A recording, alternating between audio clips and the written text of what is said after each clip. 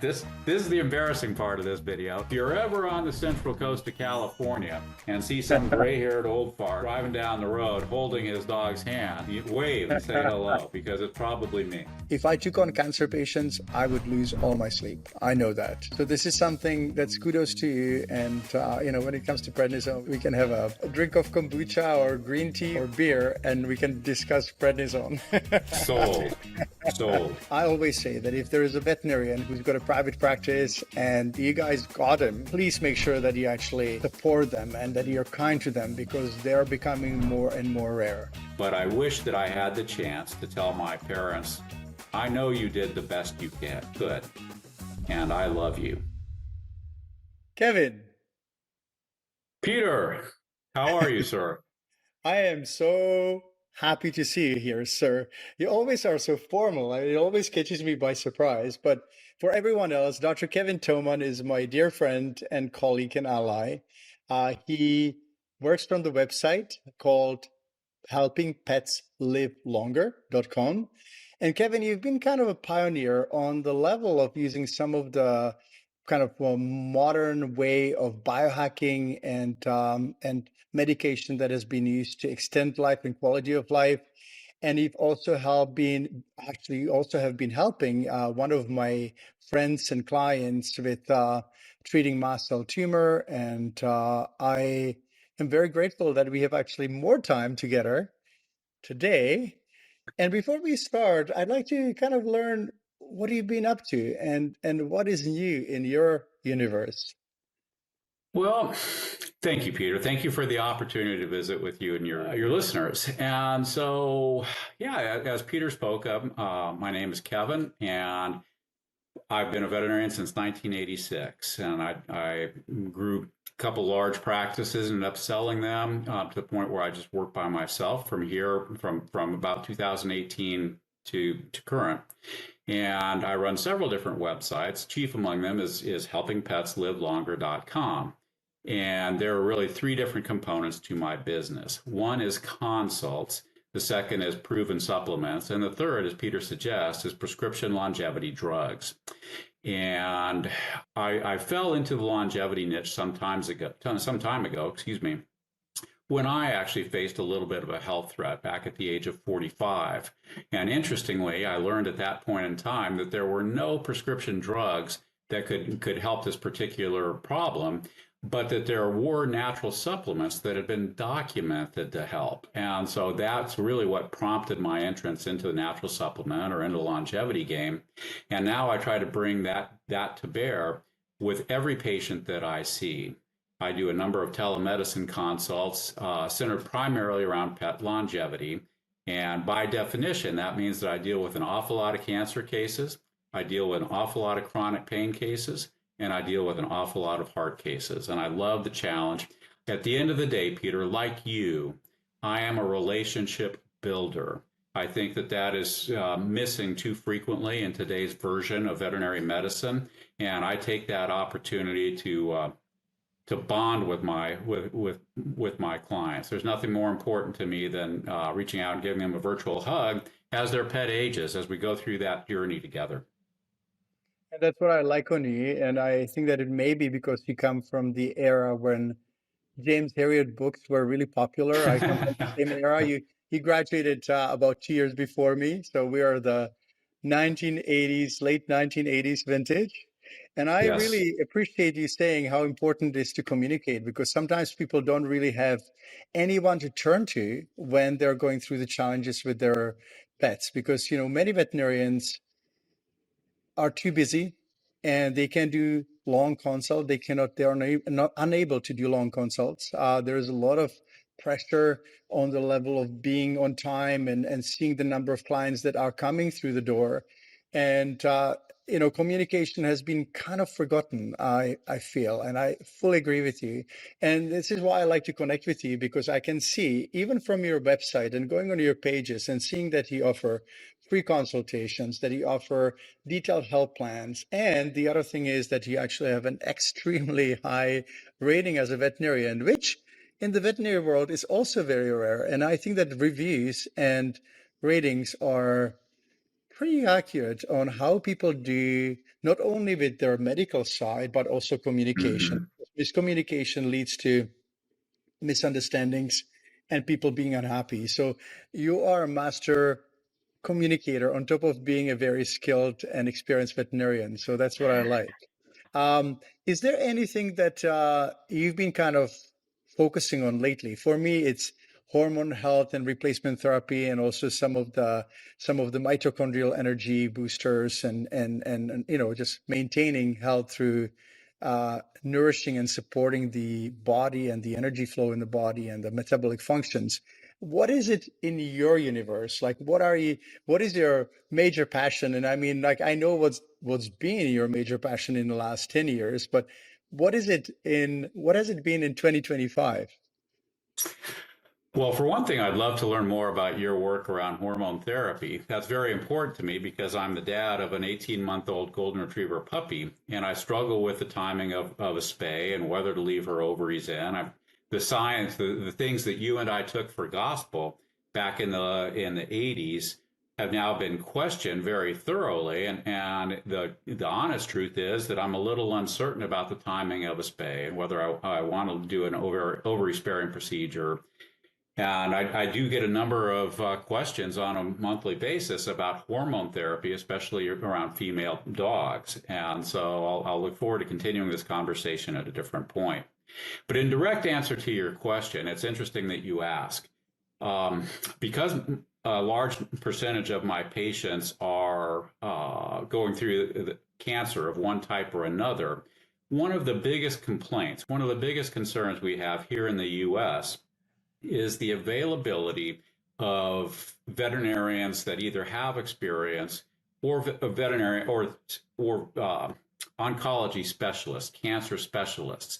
And in one case recently, a dog had generalized lymphoma, and they were being told that they could not see an oncologist for about 2 months from the time of diagnosis. And as you well know, that's about, in round figures, 7 weeks too late for many dogs with general lymphoma. And so you've got your hormone work, and one of my goals at this point, Peter, as funny as it sounds, is to democratize cancer care. I have a website that I'm putting together called Pet Cancer Navigator to help people in the middle of British Columbia or the middle of Montana on my side of the border, places where you don't have access to a specialist or have ready-made access to a local specialist. Using the project that I'm working on will give you access to not only information, but also a network of specialists that I have built up through the years. And so I'm really fascinated by this because I think that today's veterinary profession has changed profoundly from the times when you and I could nurse somebody, could nurse a pet parent and their pet through cancer care from the beginning of diagnosis until the very end.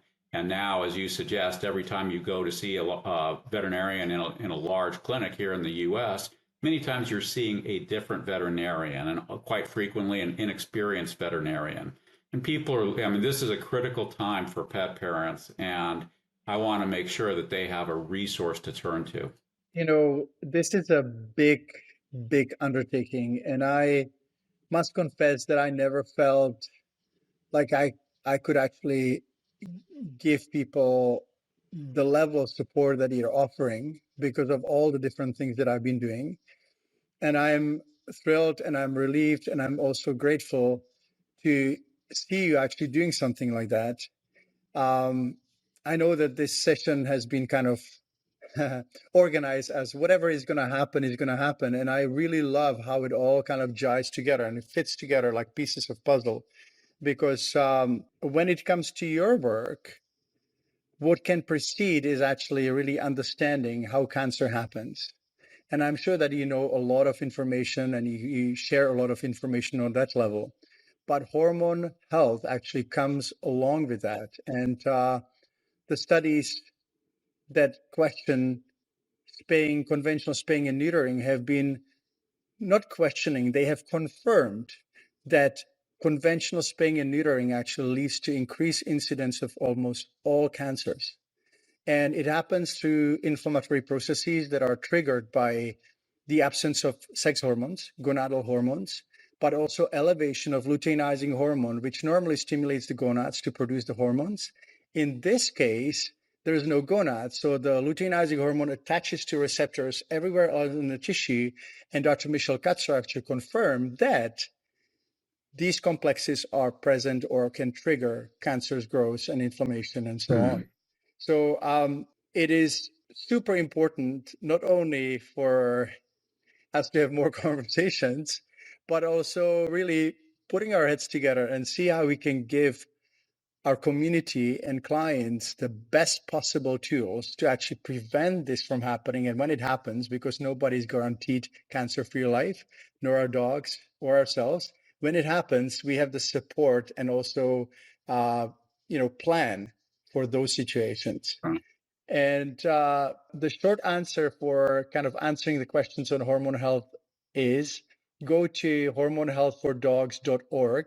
And Dr. Karen Becker and I have recorded 5-segment series on hormone health. And this is for the whole community here. You're listening. We recorded this segment to make sure that you understand what actually happens to the body and how to address it. We can obviously have a conversation about your dog, but I would say definitely keep the ovaries in place, and the answer is on the website. And I'm sure that you know quite a bit about it. But anyway, I'm so glad that you haven't done it yet, because the time and the timing of that, it may be better later, but it still affects dogs profoundly, even when it's done later. Yeah, and it's interesting because I plead guilty to having worked in alongside several shelters throughout the early stages of my career, in particular, because I lived in very rural areas. And back then, mea culpa, we were spaying and neutering puppies and kittens at 5, 6, 7 weeks of age. And we did that not just from an efficiency perspective, but the honest truth is that I felt good about that at that point in time, Peter, because you'd turn off the gas, wake these puppies up, they would go right back to eating. Kittens would go right back to playing in their corner of the box. And, it was like that proverbial child that falls off a bike. It hurts a lot less to fall off a bike as a 5-year-old than it does as at my age of a 65. But science changes. And the reality is that I am open to the thought that I was doing that wrong back in the day for all the right reasons. But, one thing that I know you and I both pride ourselves on is the ability to keep an open mind. And as the proof changes, for us to go ahead and be able to change our advice alongside. That is absolutely true. Like, we have to keep our mind open and be willing to actually settle for the fact that we are wrong. But I have a really simple rule when it comes to that. It happens, obviously, in veterinary practice. It happens quite often that we think that we act in the best intention of the patient, and then we realize that we may have not made the best decision.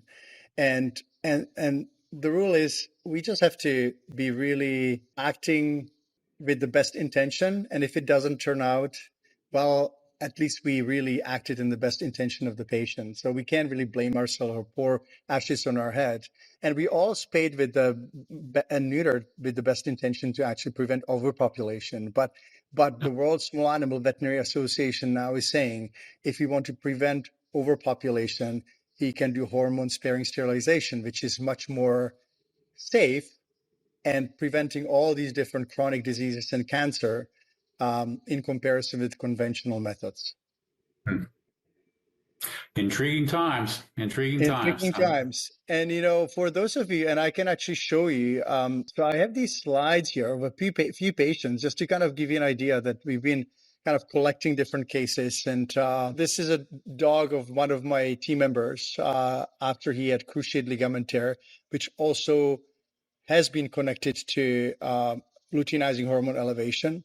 He did get a surgery, and he's right here. After that, he's walking beautifully, which happens after surgery. But what doesn't happen is the attitude and the happiness of the dog. So this is before and this is after.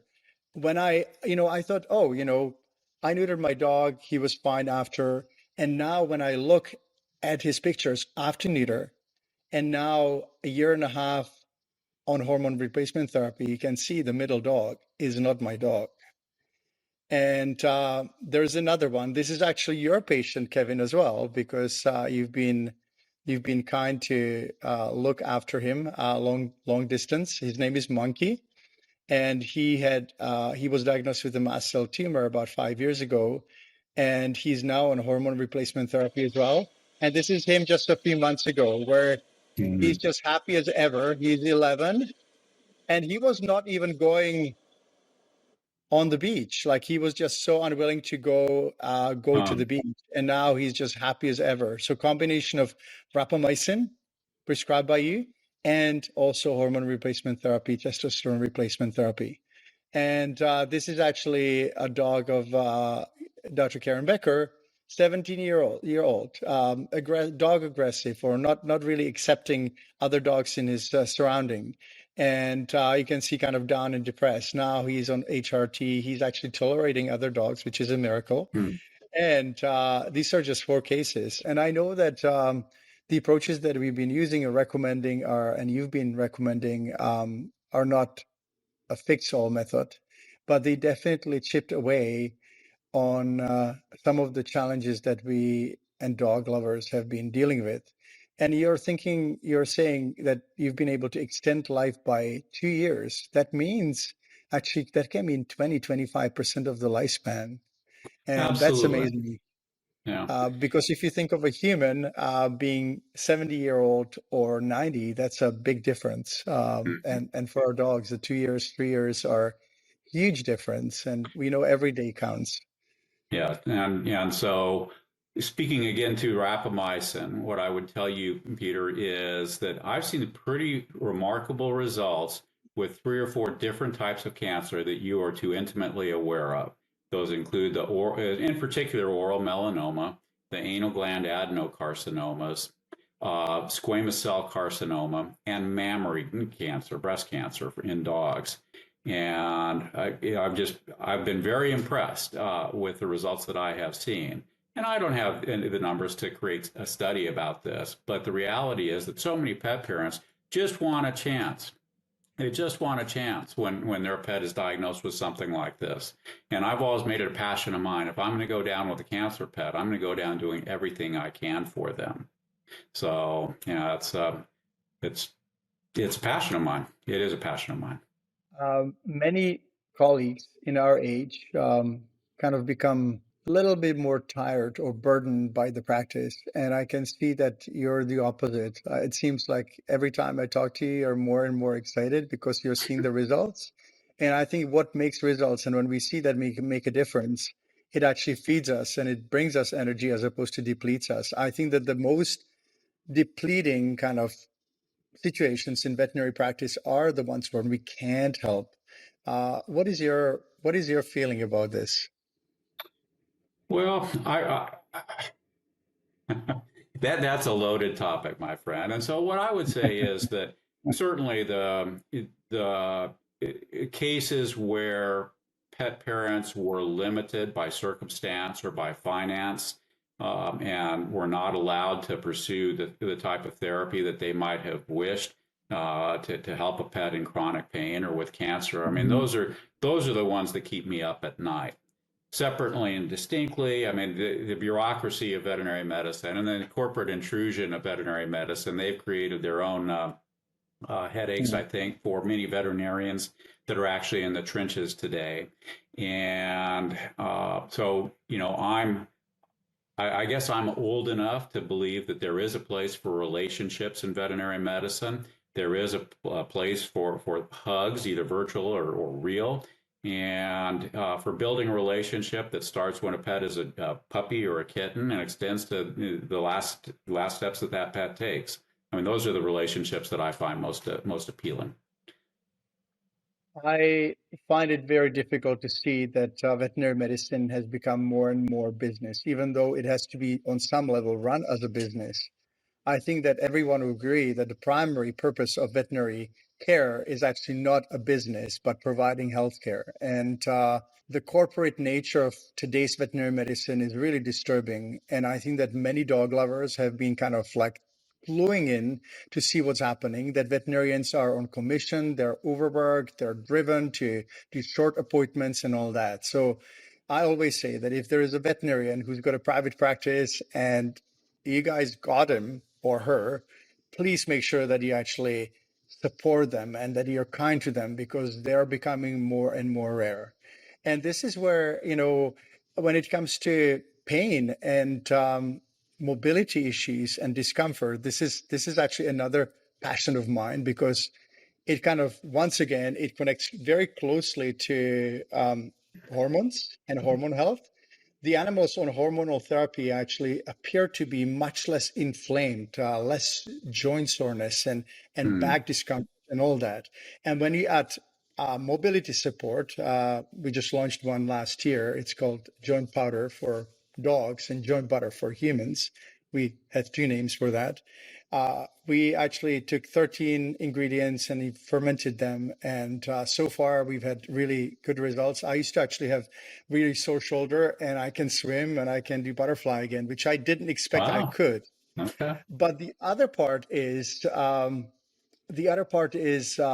mitochondrial function because muscles are mitochondria rich cells. And if we have energy source and mitochondria are not functioning properly, then we kind of end up with slower healing, and our dogs end up with slower healing, which can again cause problems. And yeah, so I've been really, really fascinated by that part. I always try to come with some sort of support or supplement. So this particular one is called Mito Boost, and it's a slightly different product because number one, it's not sourced from China, which for M&M is really unique, and we sourced it from Netherlands. And we also added trimethylglycine, which is a source of methyl groups, which are important for M&M to function and also not deplete the body. And that is made of sugar beets from Austria. So we have a European product, brought it over, called it Mito Boost, and I just started taking it fairly recently. Before I took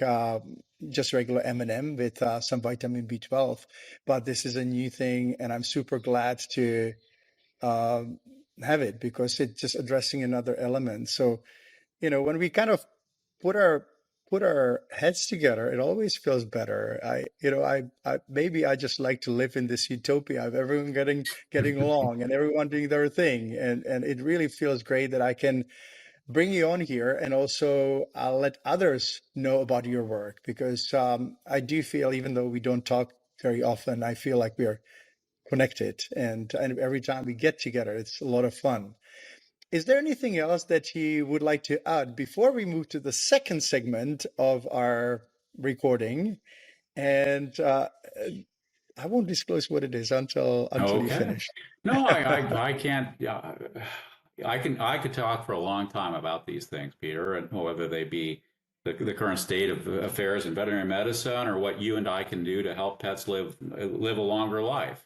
And I will echo one thing that you said in passing, in that very seldom is there really a magic bullet or a magic drug or a magic pill.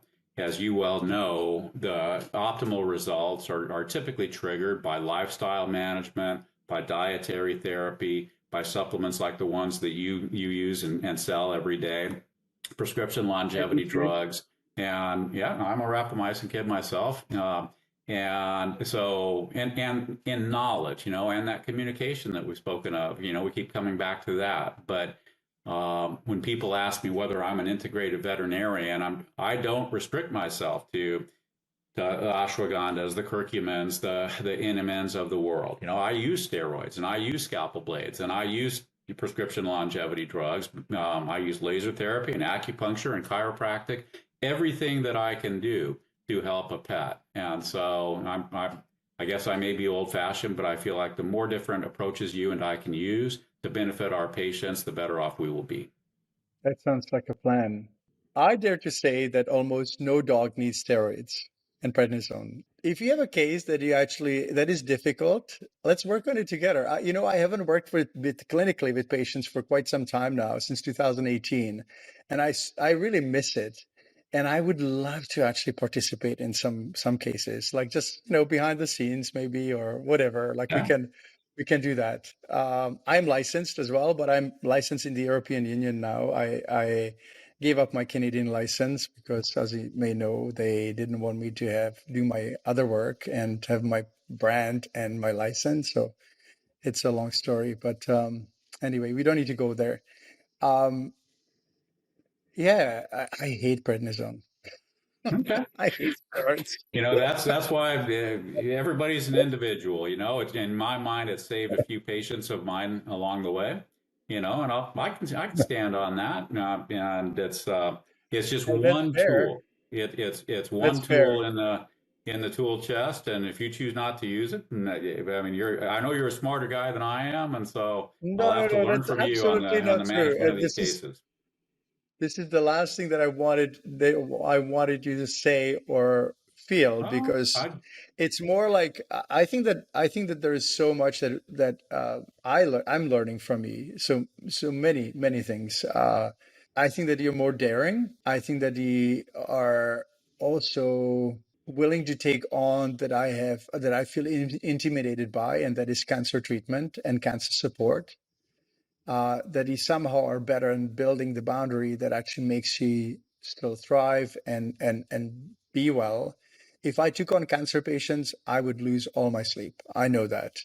So this is something that's kudos to you. And when it comes to prednisone, we can have a drink of kombucha or green tea or beer, and we can discuss prednisone. I'm There on a you go. mission to. Sold. Sold. Okay. We've got a plan. So, the second part of our conversation today is a kind of project that I started fairly recently, and it's called Get to Know Your Vet. And instead of talking veterinary medicine, I have these really amazing conversation cards that are okay. They're not scary. Don't worry. And I've had 3 sessions with three other colleagues, and it was a lot of fun. So I hope that Okay. your game to actually Oh play yeah, that. absolutely. There's And there's people get there's to little you know can you do from to different intimidate me. perspectives. So go ahead. Give it your best See, shot. I told you that you're braver than I am, because there are still some things that intimidate me. Drawing the wrong card here.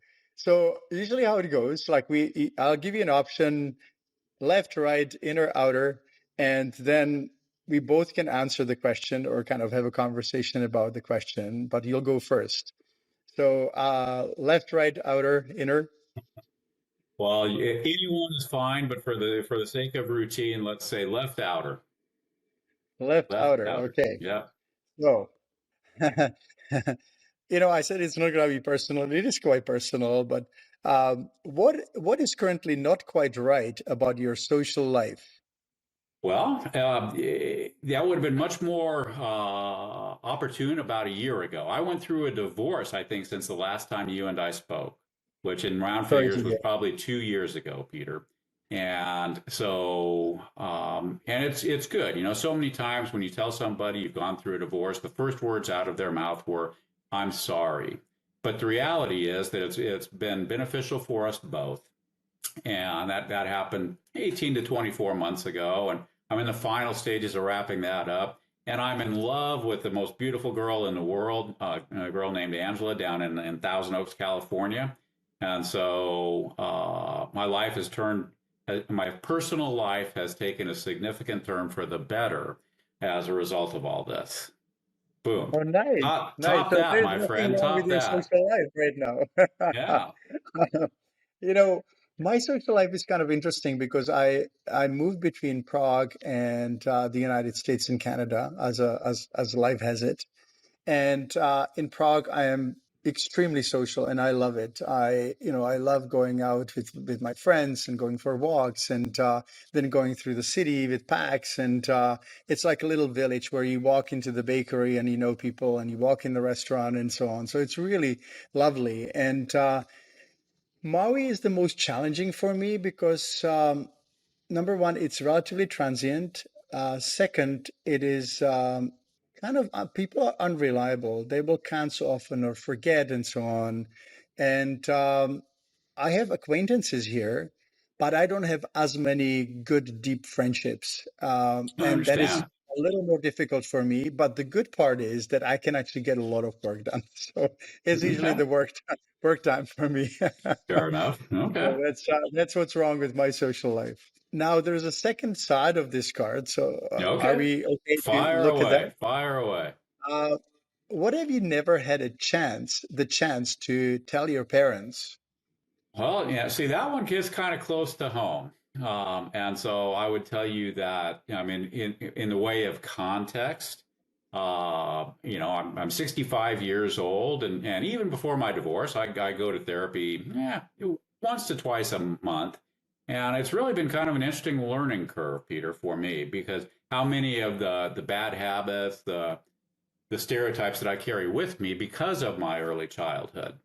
And at that point in time, my parents both worked. My father was pretty much absent from my life, and so I had a lot of resentment, especially around my father. And I at the age of 14, I left for the summers, and I wasn't around my family any more than I needed to be for school. I essentially ran from my family. And so over the last, and my parents are both dead now. And so unfortunately, this conversation is moot for me, but I hope that it's not for you. But I wish that I had the chance to tell my parents, I know you did the best could, and I love you. Mm, mm. That's really cool. I, is it okay if I just say that I fully agree with you? Because I think that it's common for the parents of the 60s, where they did really the best they could, but they were partially, at least from my side, partially absent, partially overwhelmed. Also, finances were not that easy. I think that Yeah. they really did the best they could. And the only addition that I would make for my parents is that I know that you did the best you could, and whatever was messy, I forgive you. And so that's something that I'd like to add. Are your parents still with us, Peter, or are they gone at this point? They're not, and I Yeah. can't tell them. But as we grow, I also wish to. I really would like to talk again with some of my family friends who passed and my grandparents. It would be so Yeah. cool because now we are different people, right? We are more mature and we don't, when you're young, like your brain really it doesn't compete as well. It doesn't work as well. They say that it takes until we are about 25 to mature, and I think that it takes until we are about 60 to mature, to be honest. I would not argue with that assessment. So are we ready for the next card? Sure, you bet. Okay, So I went with left outer before, right inner this time. right Right inner. inner. Yeah. Do you have children? I do not. I'm married And late I in don't life, either. but I kind of devoted myself to my practices back in the day. And that's another question we could talk about in some detail. But no, I don't have kids. It's not a question, but we can actually transpose this question to our dogs, right? Okay. How mighty or have you messed up your dogs? Well, so this one, I mean, it'll be interesting for, you know, well, I don't know why I'm hesitating. I will tell you this. I mean, I have had two dogs that I consider lifetime dogs. I had a Bernese Mountain Dog named McGregor, and then I had another Golden Retriever named Brooke, and both of them were very, very special to me. And during the time that I had them, I never they accompanied me wherever I went, and if they couldn't go, I didn't go either. And so when I got my little girl Annabelle here about year and 2 months or so ago, I made a vow, Peter. I said, I'm going to treat her more like a dog. None of this spoiling stuff, none of the, none of this building my life around her. And yet, and I put this up on an Instagram video yesterday, so I'm not telling tales out of school. Who sleeps on our bed many times between my girlfriend Angela and me? My dog Annabelle. And it's interesting, Peter, when she and I are driving together, many times, she'll sit in the passenger seat and she'll paw at me. And so I've taken, it's funny, This is the embarrassing part of this video.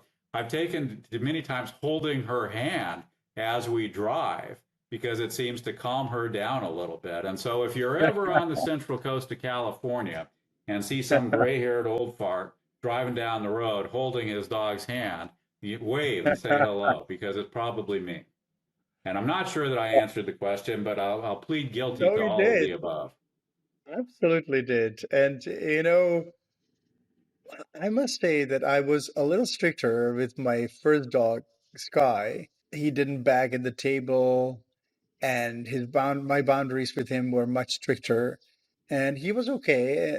And then Pax came along, and he's kind of I call him my little bohemian. Not only that he comes from the Czech Republic, which in Latin translates Bohemia, but he's also very free spirited and just he listens most of the time, but then he doesn't. And the way I messed him up, I started giving him when we travel and when we are at these amazing buffet breakfast places, like most places in Europe have actually free breakfast. So you go to the restaurant and you can take your dog with you, and of course your dog is beside the table, right? So now Pax expects me to steal a little ham from the No, buffet for him smart. or something like Not that. only is he a bohemian, but he's a smart dog.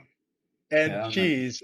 But the funny part is, and that's to his credit, he knows that he's gonna get only once and then he's fine. But if I don't give him, then the eyes are absolutely irresistible, and I can't not go and get him a little cheese and I a little understand. ham.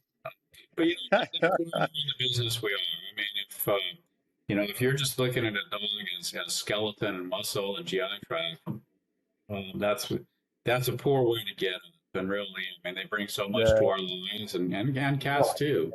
I mean, my life would be much less complete without this spoiled dog sleeping on my bed. I have a feeling that they really are. If there is some sort of universal source of energy, that they are the channel to it. I 2025 has been so incredible. I was just describing one situation, when he got neutered and he started being lame and started getting injured, and pretty much within 2 years we could not do much. We couldn't swim, we couldn't go for hikes, and it was the most devastating part of our lives together. And then I tried to book a consultation with a specialist who I worked with for 5 years in a practice, and he told me, "Hey, I'm too busy for 3 months. I can't see you." So I was panicked, and I started looking into hormone replacement therapy. I discovered the studies and I put him on HRT, and he's amazing now. But I'm thinking, if I didn't learn that, if he wasn't the medium in quotation mark for me to learn that, then I Mm-hmm. would not be able to help other dogs. So dogs have it really figured on that level, that they just know exactly what to do and when, right? And how to Well, teach us lessons. that might be a strong statement for my puppy Annabelle, but I appreciate the I appreciate the generalization anyway. So that tempts me to ask, what would she be like if she was a human? Can you give me an She's a archetype or very description? happy and affectionate dog. I mean, she is so I'm going to have a hard time putting this one into words. I'm not sure that she's a Mensa candidate, but the reality is that she's a very happy and Boisterous? affectionate dog who gets lost in the moment. And there are worse ways to describe a human, I suppose, than that. You know, that reminds me, that reminds me of a situation. My partner, when we met, he had two dogs, and one of them was a wolf cross that was adopted by someone else who gave her up. And her name was Sinter, and Sinter was a wolf cross that was basically hard to manage, and she was really brutal with other dogs. And she was brutal with other dogs. She was not friendly with her brother, in quotation mark, who was not from the same genes, but he was living in the same household. I always had a vision when I thought of what she would be like as a human. She would be like the drunk in the bar farting and burping and causing a lot of problems, right? And fighting in the Hmm. pub. And so Annabelle obviously is not that kind of dog. No, no. And Sinter, obviously it wasn't her fault, but I had to several times when we looked after her, I would have to actually lift her up in the air to prevent her from basically like attacking another dog or Hmm. eating our cat or something like that. So obviously, if anyone is thinking about breeding wolves with dogs, please don't. That's not a good idea because No. they're not supposed to be our pets. There's one last question. Okay, fire away. Oh my goodness. I said that they're not going to be personal. And these cards, like, obviously, you can handle it. What's the best way to break up a relationship? Well, I speak with some authority on this. And so I would say with honesty and communication, rather than bitterness and silence. And so uh, every one of us, Peter, is entitled to be happy. And sometimes you go into a relationship and you have, and I grew and my ex wife grew, but unfortunately, we didn't grow together. We grew in opposite directions. And Mhm. so but one of the things that I have learned, and part of it's through therapy, and part of it's just through the school of hard knocks, is that if I can look you in the eye, and I'm going to apply this to veterinary medicine, I'm going to apply this to friendship, and I'm going to apply this to spouses or boyfriends or girlfriends. If I can look Mhm. you in the eye and speak honestly from my heart and listen to you do the same without reacting, then I think that regardless of what is said, we're both in a pretty good place. Mhm. It is actually about communication, isn't it? I think that most people understand that we can't all mix well together. We are like chemicals. Some create really amazing compounds and the others don't, right? It's like when you throw potassium in water, you know what happens, right? And sometimes people are like water and potassium, and communication is definitely my passion. I just discovered it recently when I was talking about something with my homeopath, and she gave me phosphorus, which is homeopathic phosphorus, which is actually all about communication. And the reason why she did that is that I was describing a situation, and I said, I just can't handle when communication breaks down and when it's absent. So when I lose a connection, actually, I know what happened. My partner went to Nepal and they had really bad weather, and it was like rain and snowstorm and 18,000 feet Mm. altitude, and I was really worried. And when the communication broke down, that's when I lost my sleep, became sick, and all that stuff. So um, I really appreciate you actually putting so much emphasis on good communication beside all you do in the veterinary practice, because I think that's how you have 5 stars in the review realm, and I think that it's rare, and you also deserve it because I can see that you really put your heart and soul. And I'm so happy about your personal progression as well. I Well, thank you. I Thank you very I much. had no idea that you've gone through that, and I think that divorce now is almost part of life, right? Like I don't know many people who have not gone through divorce at least Yeah. once. Yeah. And And I'm not going to belabor the topic except to say that, I think my parents probably would have been happier had they gotten a divorce. I think that, back in the 60s and the 70s and the 80s and the 90s, it was, well, probably not the 90s, but earlier on in my life, there was a societal norm to parents, no matter how dysfunctional they were, staying together. And now I think that mm, that logic has caught up with the real world, and the reality is that sometimes you can be happier apart, and that applies not only to me and my ex-wife, but also to parents out there. I think I'm guessing because I didn't have kids, so I could be talking out of turn, but maybe there's a way to be a better parent as a separate individual than you are as a married couple. I'm just wondering if that's the case. yeah, I don't know. Obviously, I don't have the experience either. my general sense is that when things become really difficult and complicated, and when people, let's say, have a simple interaction and it becomes complicated, that's a bad sign, right? And it can happen right from the get-go, and sometimes it can happen over time that we grow apart, as we say. And I'm kind of trusting that the universe knows exactly what it's doing, and that it's kind of like if we don't fight it too much, that life actually becomes easier and easier as we progress because we just don't fight it, right? And we don't oppose to it. So anyway, it's probably time for us to close, but thank you so much Okay. for All right. thanks so much for spending the time with me, and for all the listeners and viewers who would like to reach you. Again, can you repeat the website and where they can find you? Sure. The website is www.helpingpetslivelonger.com because that's what I do 7 days a week. I can be reached also via email at Dr. Kevin, no dot, no period, just DRKEVIN at thelongevityvet.com. Thank you so much, Kevin. Take care. All right. Bye Thank you, bye. Peter. Have a wonderful night, and I appreciate the time to visit with you and your listeners. Likewise.